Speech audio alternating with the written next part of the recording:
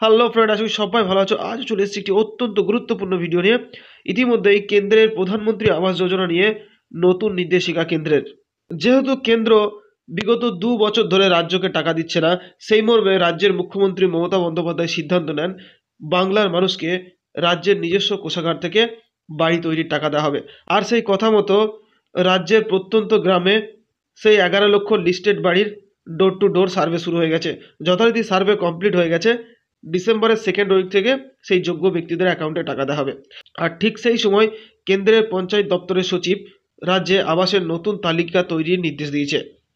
কিভাবে হবে সেই নতুন তালিকা, অর্থাৎ লিস্ট, কোথায় কিভাবে আবেদন করতে হবে, যারা বাংলা আবাস যোজনার টাকা পাচ্ছে অর্থাৎ রাজ্যের দেওয়া টাকা পাচ্ছে বাড়ি করার জন্য, তারা কি প্রধানমন্ত্রী আবাস যোজনার টাকা পাবে?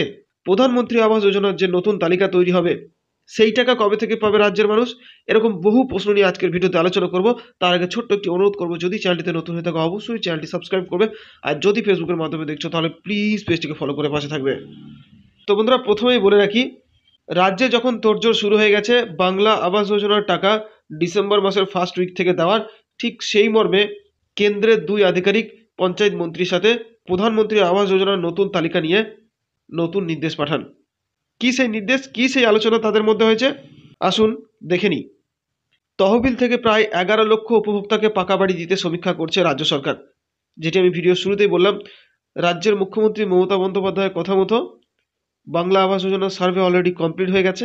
সেই 11 লক্ষ লিস্টেড তাদেরকেই ডিসেম্বরের ফার্স্ট উইক থেকে টাকা দেওয়া হবে রাজ্যের নিজস্ব কোষাগার থেকে।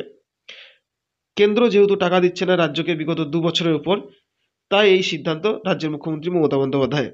আর ঠিক সেই মুহূর্তে রাজ্যের আধিকারিকদের সঙ্গে ভিডিও কনফারেন্সে গৃহহীন অর্থাৎ যাদের মাথার উপর ছাদ নেই সেই সকল বাসিন্দা ও মাটির বাড়ি খুঁজতে ফের সমীক্ষার ইঙ্গিত দিলেন কেন্দ্রের কর্তারা। প্রশাসন সূত্রে খবর, কেন্দ্রের গ্রামোন্নয়ন মন্ত্রকের যুগ্ম অধিকর্তা গয়া প্রসাদ ও যুগ্ম সচিব অজয় মোড়ে জানিয়েছেন, প্রতিটি ব্লকের সমীক্ষক দলকে নিয়ে নয়া কর্মশালা করতে হবে। আগামী অর্থবর্ষের গোড়া থেকে আবাস প্রকল্পের নতুন তালিকা তৈরি কাজ শুরু করতে হবে। এবার উপভোক্তাদের বাড়ির 100টি মডেল দেওয়া হবে, তা থেকেই বাঁচতে হবে। মঙ্গলবার পশ্চিমবঙ্গ, সিকিম সহ কয়েকটি রাজ্যের আবাস প্রকল্পের দায়িত্বে থাকা রাজ্য ও জেলা স্তরে আধিকারিকদের সঙ্গে ভিডিও কনফারেন্স করেন কেন্দ্রের ওই 2 আধিকারিক। সূত্রের দাবি, সেখানে তারা জানান 2018 সালে তৈরি তালিকার মেয়াদ ফুরিয়ে গেছে।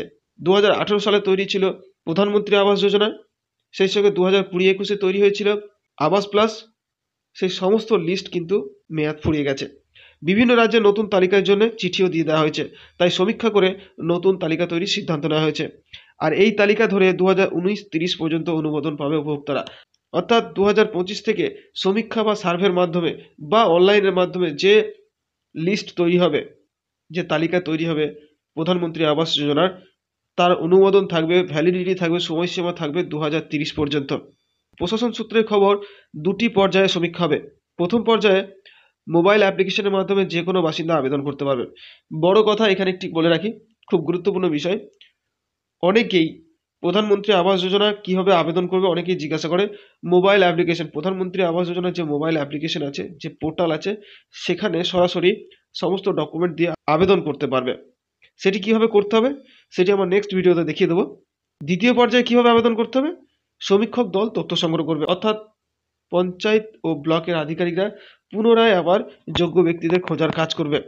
প্রশাসনের এক কর্তার দাবি, আবাস যোজনা অনুমোদনের জন্য রাজ্য যে সব মানদণ্ড নির্ধারণ করেছে নতুন তালিকা তৈরির ক্ষেত্রে, কেন্দ্রও তাতে মান্যতা দিতে চাইছে।